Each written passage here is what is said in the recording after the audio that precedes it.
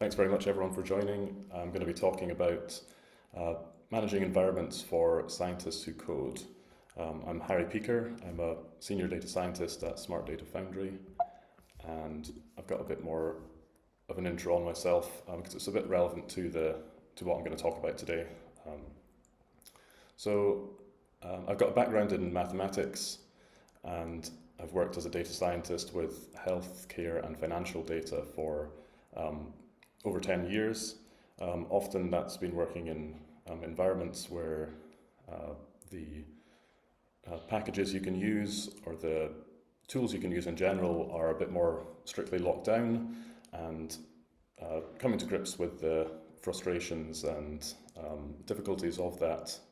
I've learned ways to kind of get around that, improve it, and in a more general sense kind of improve environment management within sort of personal projects and projects that are trying to simulate those sorts of lockdown environments.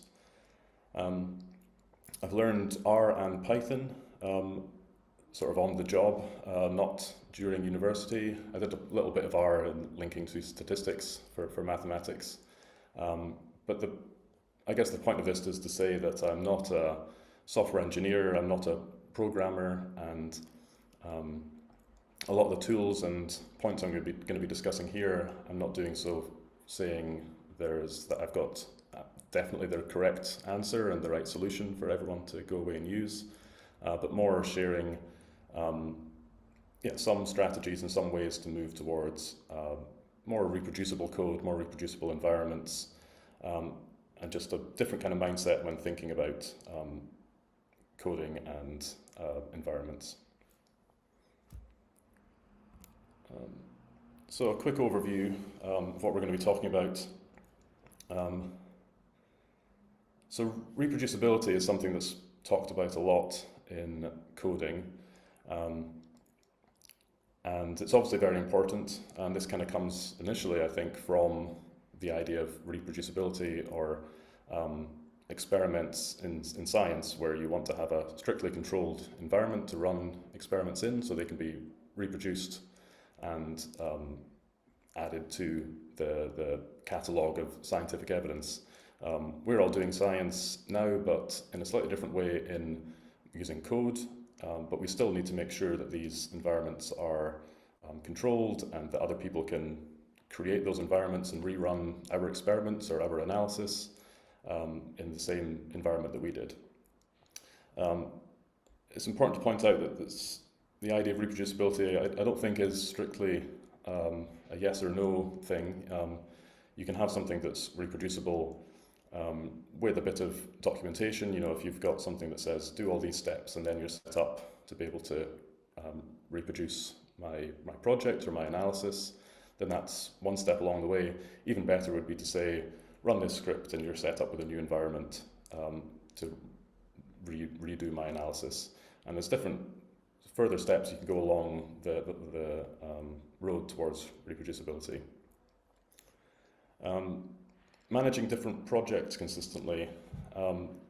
This is to do with kind of evolving from first learning to code and doing so in a kind of interactive way where you're just learning the different tools that you've got access to, learning different packages, learning different machine learning or modeling techniques, visualization techniques, moving that into a way that you're organizing your work into a project structure that can more easily be shared with people, or can potentially even build into other packages that you could share with the wider community. And then the final piece is on environment management, which is, I would say, probably where I feel least comfortable, and part of why I wanted to do this talk was to encourage myself to become better at it.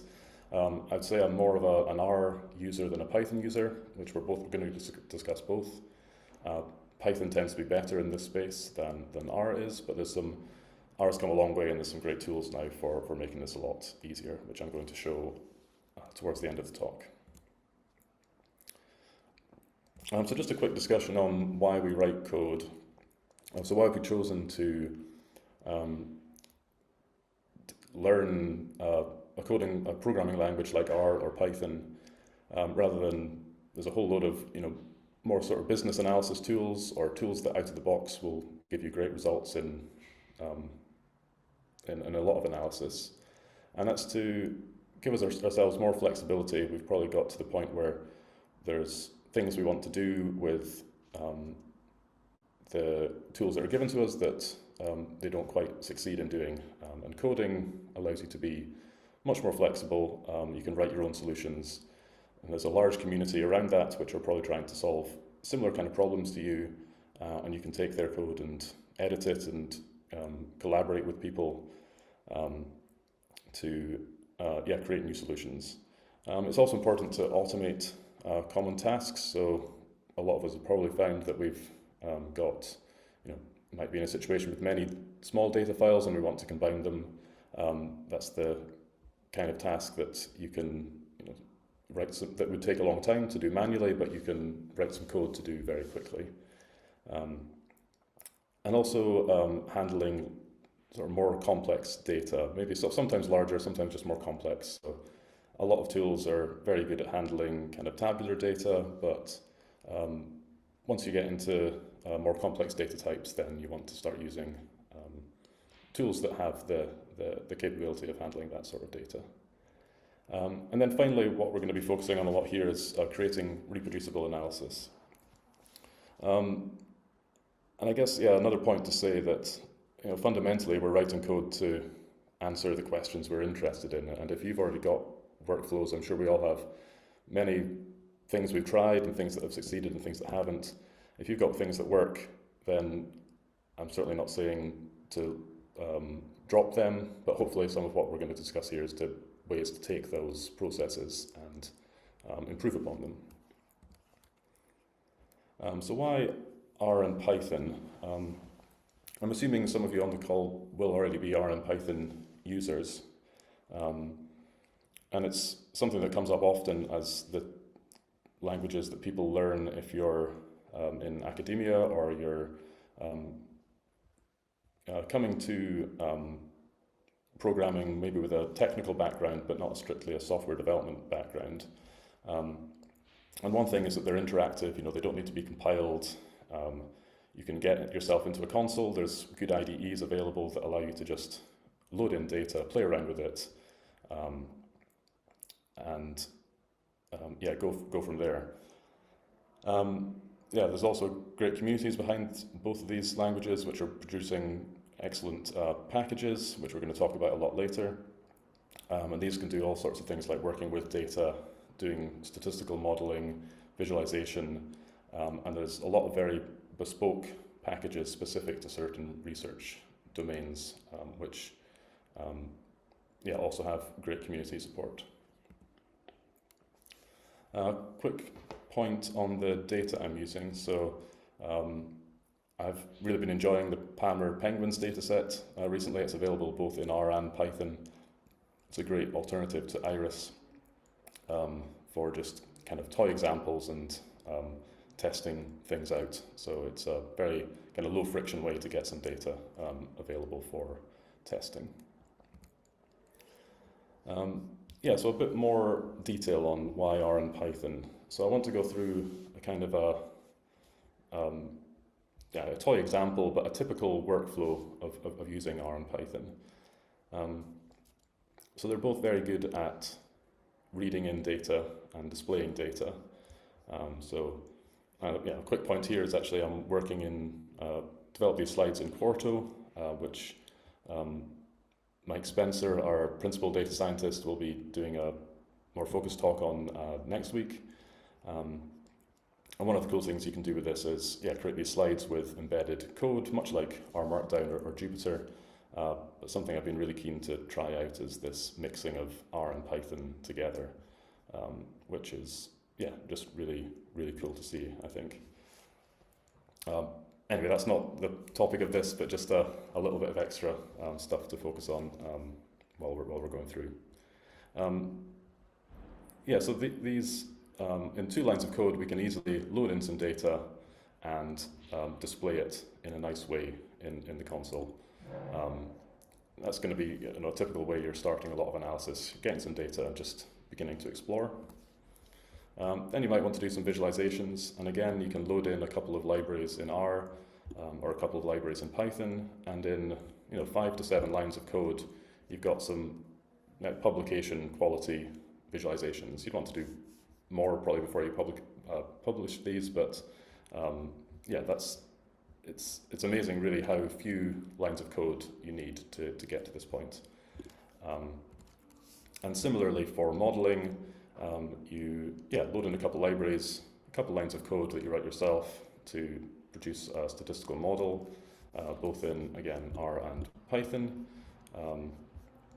And you get a huge amount of analysis being done with not a huge amount of effort from yourselves. And this kind of leads into this point here where a typical workflow for a data project, a data analysis project, is importing data, maybe doing some tidying on it, and then a lot of iterative playing around with the data, filtering it, transforming it, creating visualizations, modeling, getting something you're happy with, and then communicating that. And as well as communicating, you might also be publishing, or in some cases you might be taking that work and publishing it or deploying it somewhere else. But we'll come on to that a bit more later. One more thing to actually focus on here is the fact that you've got only 5 lines of code to produce quite a complex piece of analysis is obviously handled a lot by these library calls. So you're probably aware that all you need to do to get these libraries available is in R or Python. In R, do an install packages call, or use one of the other many package installing libraries to get this tidy models and Palmer Penguins packages available, and then they're available globally to load into your environment. And similarly in Python, you can use pip or conda or poetry to install these libraries, install these packages, and then import them as required. So there's a lot of code in these lines.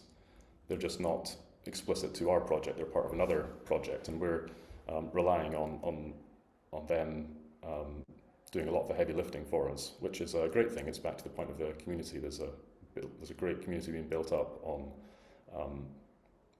creating these packages that allow us to do analysis very quickly and spend more time trying to understand our data and understand our questions, and not so much time having to reinvent algorithms or fiddle around with creating visualizations.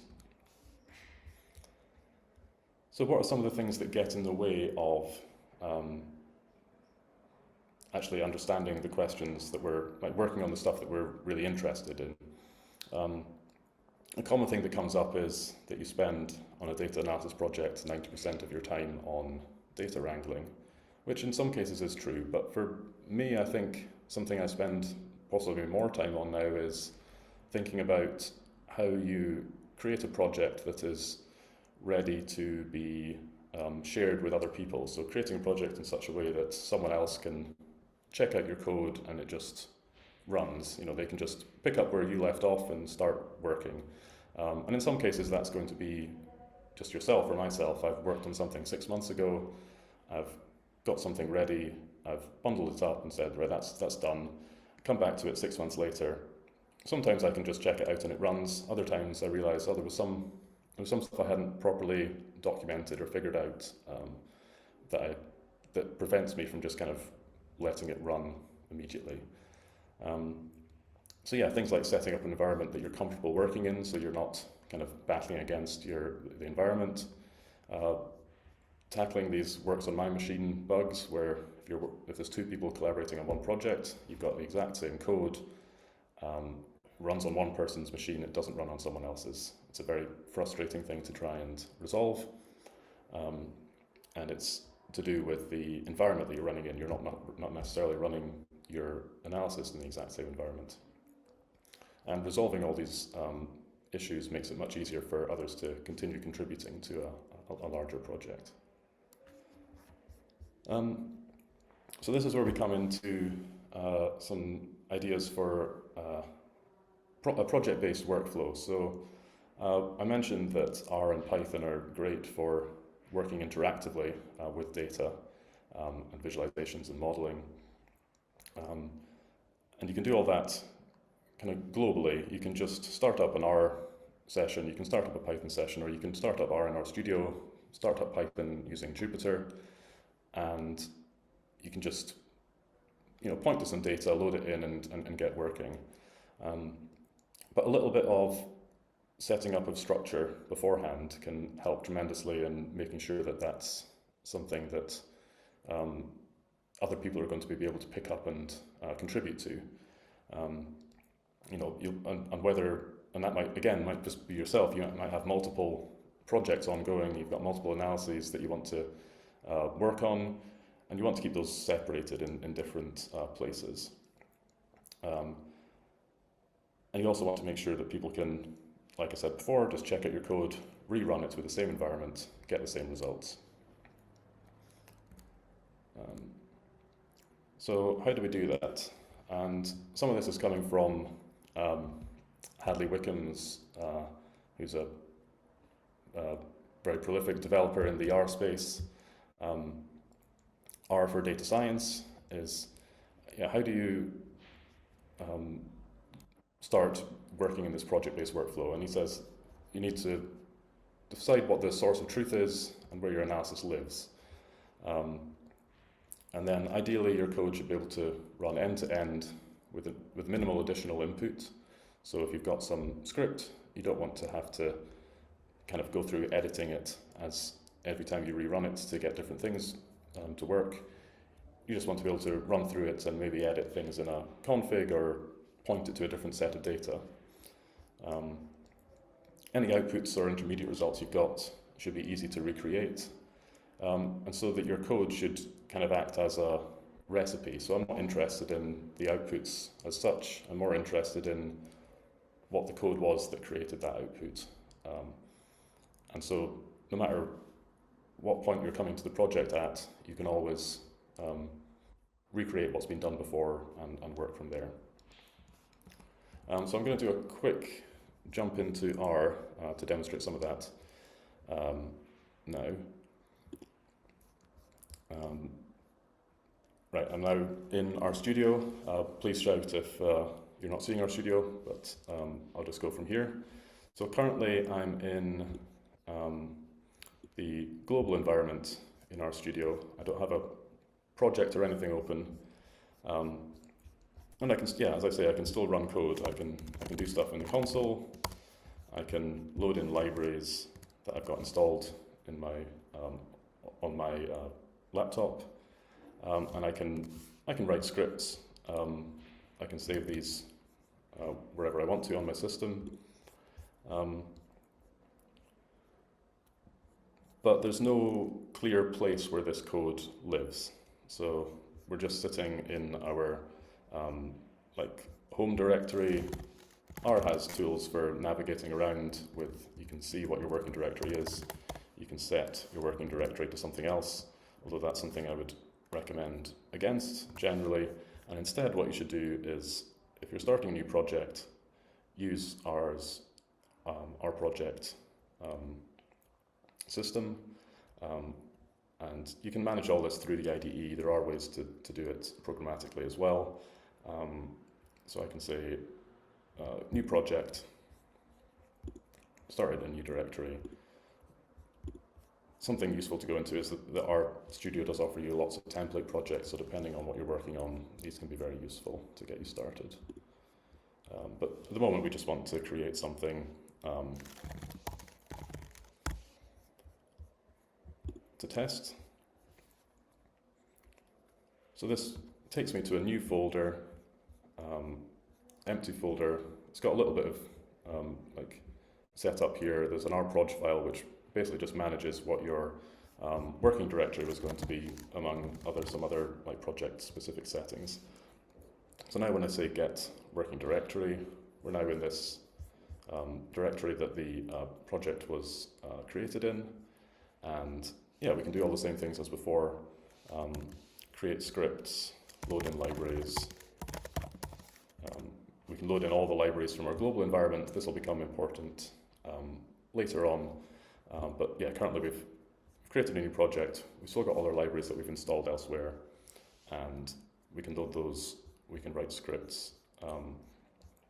So let's just do a little bit of that PAM or Penguin analysis that I showed in the slides, that we could load that PAM or Penguins data, save this as a script, and that saves to the directory you're currently in. And everything that we do within this project is going to be done relative to our project directory. So if I say take the penguins data from PAM or Penguins, and I might need to load in readr. I just want to write that to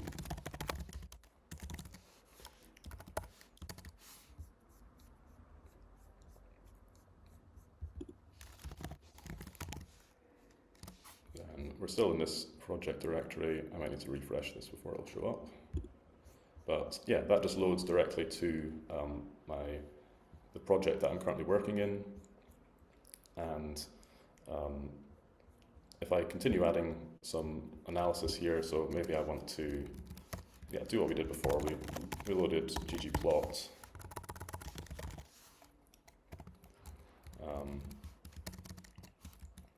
We want to create a plot using the penguins data, add on some points. Point. And we're going to do that with just one of the variables in there. It's not too important exactly what we're picking here. And yeah, we can create a simple plot here. We might want to save that as a file in our project. I think that's how you do it. And we've got it as a file here. We can open that up. And this is a script now that generates a plot. Now what we might do that's kind of non-reproducible is we might be running through some of this code here. We get to this point, we're loading in the penguins data to create a plot, and just because we're in a sort of interactive environment, we'll say this penguins data, actually I want to filter that and say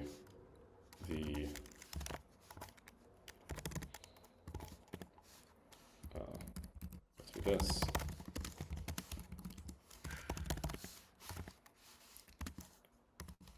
Filter that so that we're not getting any bill lengths below a certain length.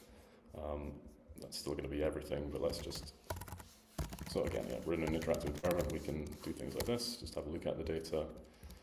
Let's say we want them, only the ones below 38, or above 38. Now that's reduced the size of our data set, and we then run this script here.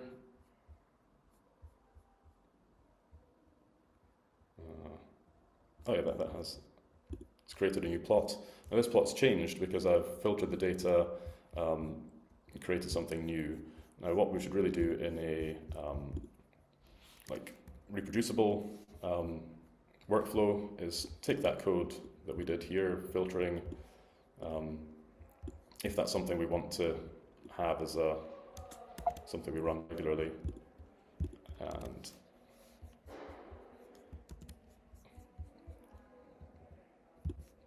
add it to our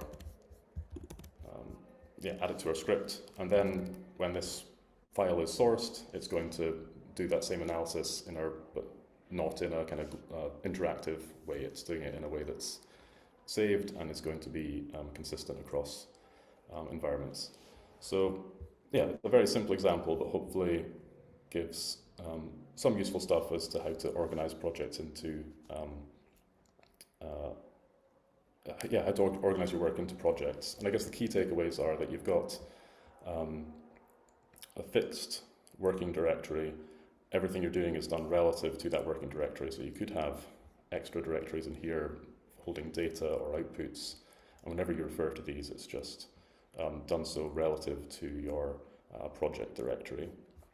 And the scripts you're including in here should be able to run end to end. So actually that's something to do again, to go through, is that you can, something you should be regularly doing in really any programming session that's interactive is restarting the session occasionally and just checking that everything runs end to end.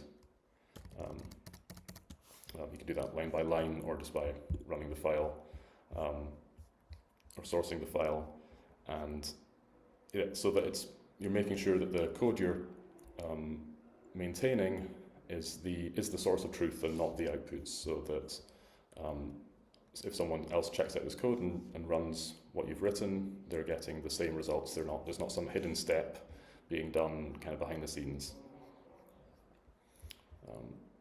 Right, so back to the slides now.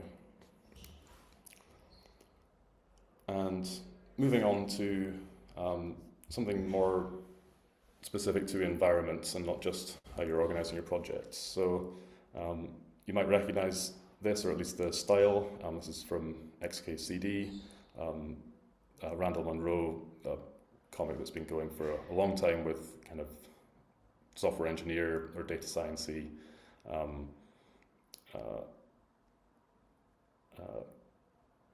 interesting views on certain topics. So this is just talking about how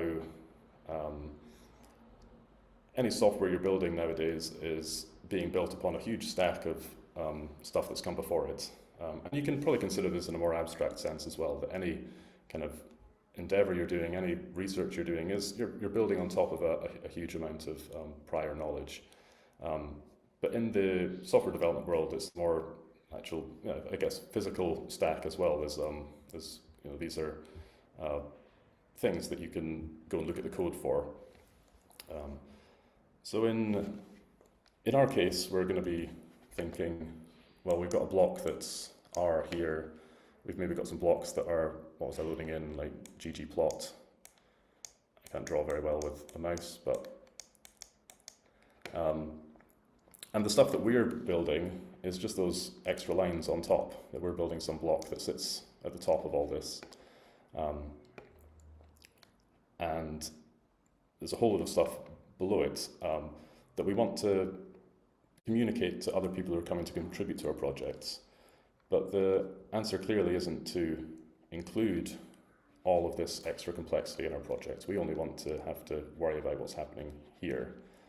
But we do want to be able to tell people how to build this stack up, so to recreate our environment. And there's some extra complexity here in that this isn't a static thing. All the different components here are constantly being worked on. ggplot is having new versions coming out, R is having new versions coming out, and everything is moving along. You want to, and in a general sense, you want to make sure that you're using up-to-date libraries where you can. You want to be taking advantage of new features, but you also want to be able to say, well, when I ran my analysis here, it was using this set of stuff.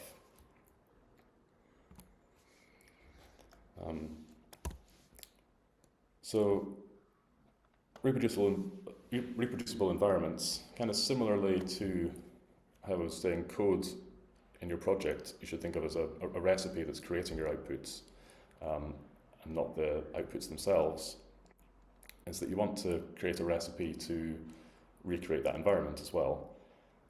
And it is worth saying that this sort of thing does require some work. It's the kind of point, I think, where we're leaning more into the software development world, which is something I'm less familiar with. And so often some of the documentation you come across is possibly geared more towards someone with that skill set. And it can take some trial and error, some difficulty to get started. But there are some reasons why you should want to manage your environments better. So if you've got a long-term project that's evolving over time, and you're maybe depending on a lot of different packages, you don't want to be having to worry about, what happens if I update this package. You want to have a safe way to do that. So having some packaging or environment management tools to help you do that is very helpful, and then be able to revert back if you need to. Also, something we discussed before is if you've got a large team collaborating on something, you want everyone in that team to be able to recreate that environment without too much hassle. You also want to be able to control and document all the packages that you're using, validate them, make sure you're using things from good sources. And then it also comes down to when you're ready to deploy a data product, and that's, I guess, more kind of software engineering land as well.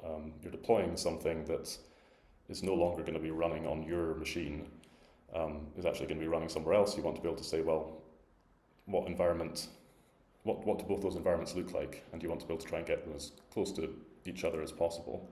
It's not always possible to get them identical, but you want to try and get as close as you can. I suppose in a more academic sense, you want, if you're coming to the point of publishing and you want to publish your code alongside any research or analysis, then it's important that you also include some details on the environment that everything was run on, so that it's reproducible in the same environment. And the final point, thinking about working in environments where you've maybe not got the same amount of control as you might want to over what's included. So if you're working on data that's sensitive and has to be kept in some safe haven environment or trusted research environment, then you may not have direct control over what's being run there. This is definitely an evolving world where there's more and better techniques being created for being able to interact with that data safely. But some things that are very useful to be able to do is at least communicate what environment you're using and what you would like to be able to use in that more locked down environment.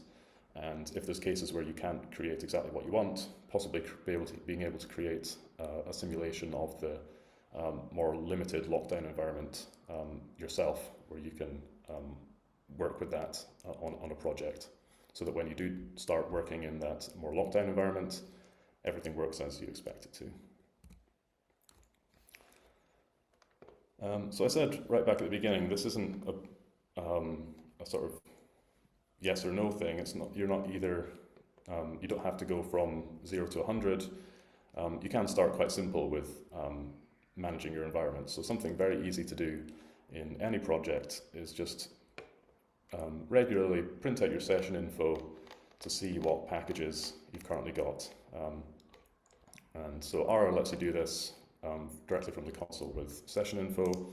In Python, it might be better to do it with one of the package management tools you're using. So either listing out your libraries that you've got in a particular environment with pip or conda or poetry. But there are tools, especially in Jupyter, with IPython, to list out your system or session info as well. So how do we go a bit further than that? So you could then take the outputs from those session infos and create some install scripts of your own. You could say, well, we need to create an environment with all these packages installed.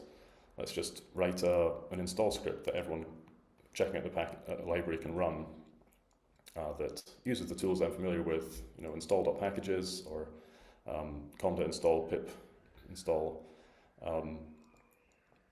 And then anyone who's checking out the project is going to be able to get that install script and run it and create the environment they need, hopefully. But unfortunately, it's generally not as simple as that. Dependencies have their own dependencies. There's often system dependencies that are kind of outside the R and Python world, that are more in the system, that you also need to control for. And even if you can do it, it's going to be tedious and time consuming. So it's generally better to rely on some tools that have been built specifically for this. There isn't necessarily one tool that's going to do everything for you, but there are tools to make it easier. So now I'm going to talk a bit about REnv for RStudio. And like I say, this is just one tool that I think is a good one for doing this in RStudio. And then afterwards, if I've got time, I'm going to talk about poetry and using that with JupyterLab. So yeah, this is going to do some of the things we've spoken about before. One of the things maybe I haven't touched on enough is the fact that this then isolates your projects from one another. So you can have multiple projects ongoing on your one system that each depend on a different stack of packages, and installing a package in one project isn't going to cause problems in another. You can control those separately. And a good thing I think about REnv is that it lets you generally continue on with your typical workflow. It'll just, once you're set up, you can install packages in the normal way, and it'll warn you when you're out of sync, but it won't necessarily get in the way too much. So back to RStudio. If I now create a new project in a new directory, just basic project again, there's actually an option within RStudio to say I want to use REnv with this project.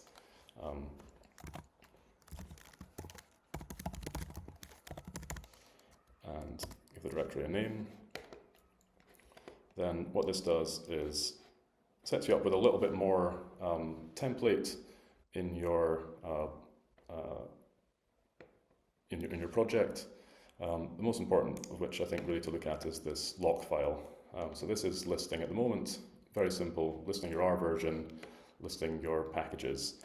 And this is both human readable and machine readable, so this file can be used both to scan and see what packages you've got used in this project, but it can also be used to recreate the environment of this project later. Well, now that I'm in this environment, I can start installing packages. So actually, first of all, we were loading in ggplot and things like dplyr before. They're now not currently available here, and that's a good thing because we've separated out this environment from the rest of our system. But we can install these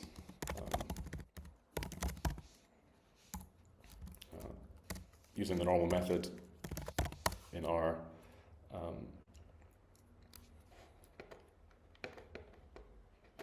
And it'll give you some warnings.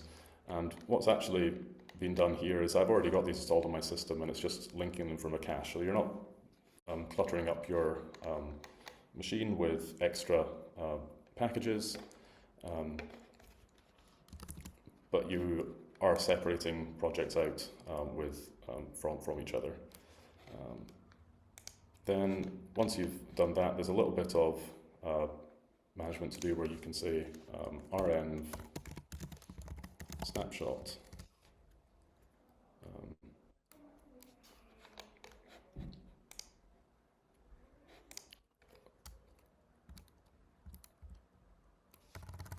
I maybe need to activate first.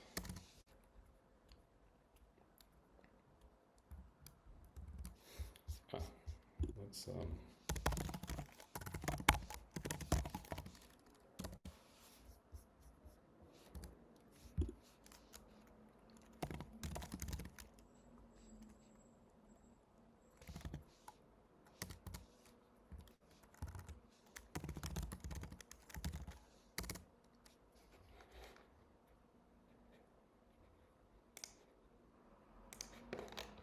okay, that's not gone quite how I was hoping it would, but it might, as I've said at the beginning, I'm not yet an expert on these tools. Someone in the call may be, and I'd be keen to discuss it with anyone who is.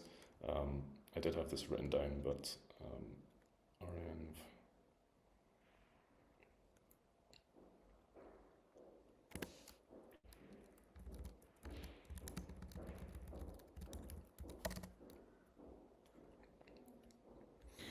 I think you might have to save your script. Thank you.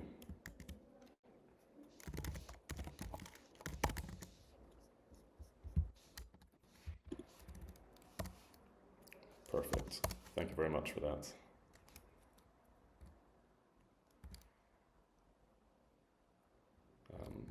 Yeah, so now that's written something new to the lock file. There's now a whole load of extra stuff in here that,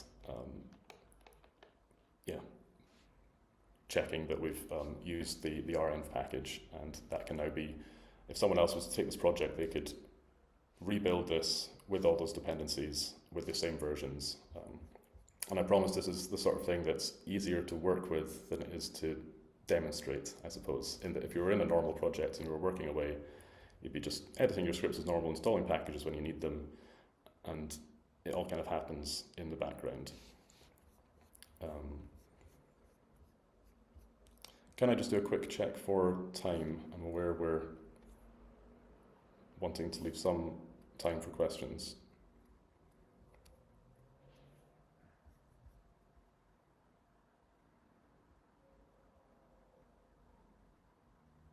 I will carry on until, yeah, just to quickly show this, working with poetry in Jupyter Lab as well. So the reason I've chosen poetry is it's a relatively new tool for doing this. It also encourages a project-based workflow like using the rproj files. It's all about environment isolation and virtual environment creation. And it does, in a very similar way, creates a lock file and records what environments you've created. So from here, we're going to have to do this in a terminal. Working with Jupyter Lab. Here I've also got one I was testing out earlier. Then I can just go back here. So if I got poetry installed, that's one thing that I'm not going to go through, but if poetry is already installed, you can create new projects with poetry new. Give that a name, and this creates you a new package. This is designed generally for our package development, but can be used for more general use as well. Move into that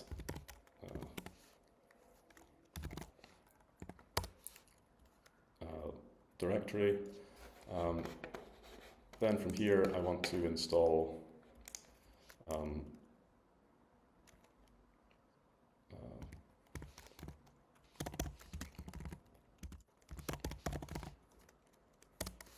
I can install Jupyter, or I can install Jupyter Lab.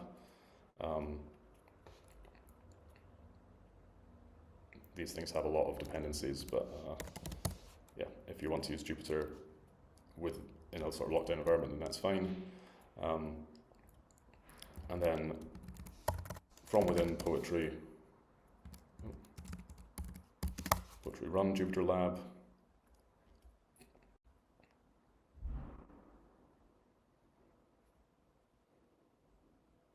This will start up a Jupyter Lab session.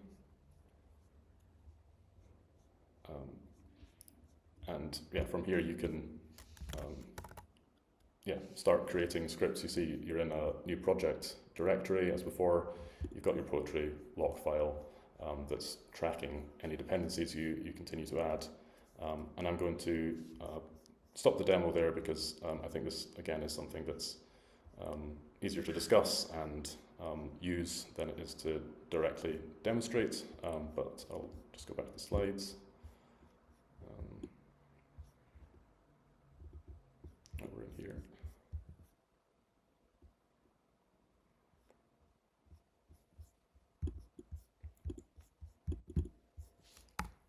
So in conclusion, hopefully I've demonstrated that might be ways that the way you're using your code currently could be more reproducible, but that can be improved without drastically changing your current workflow, and that reproducibility isn't an on or off thing. There are strategies to move towards being more reproducible without having to do everything at once, and you can do that in a relatively comfortable way without changing your workflow. And on the environment side of things, yeah, discuss some of the reasons why you might want to have a more reproducible environment, and hopefully showed some of the beginnings of how you do that. I think a lot of documentation on this will discuss the why you should do this, but the actual hows are buried in, like I say, that more sort of software engineer world kind of documentation. And there's always plenty more further reading on anything like this. Like I say, I took some ideas from R for Data Science, which is a very good thing to read if you're an R user. If you want to do this in a more kind of general way, Docker is a great place to learn about containerization. Using Poetry and RM for Python environment management and R environment management separately. And if you want to take this further, the kind of logical way to go is to think about developing your work as R packages or developing your work as Python packages. That's the sort of best way to bundle up code in a way that can be easily shared with others. And yeah, now happy to take any questions.